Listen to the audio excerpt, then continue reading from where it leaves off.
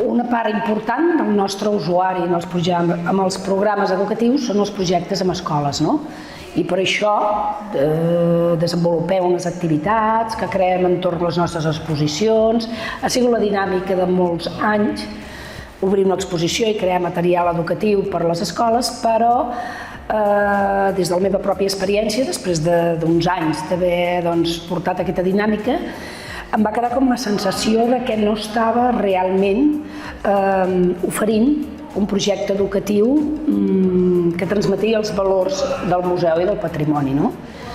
A poc he anat una mica també formant en tot el coneixement o simplement les dinàmiques dels projectes comunitaris, col·laboratius, i t'adones que el retorn, la manera de treballar amb l'escola, museu i escola treballem plegats, és molt més enriquidor.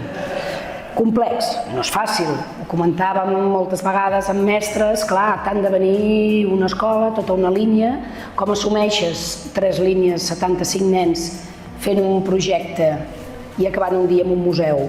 Doncs ens hem de replantejar moltes coses. Si realment el punt d'arribada ha de ser a venir al museu només, o pot ser el punt de sortida, si realment els materials els hem de generar des del museu o els generem conjuntament segons l'aportació del professor. Penso que de poc a poc i mica en mica estem construint una necessitat bàsica. Museu i escola han de treballar plegats, els docents saben com han de treballar amb els seus alumnes i els museus, els gestors de patrimoni, sabem com hem d'interpretar i quins recursos podem oferir a través d'aquests objectes o simplement cedir-los a vegades.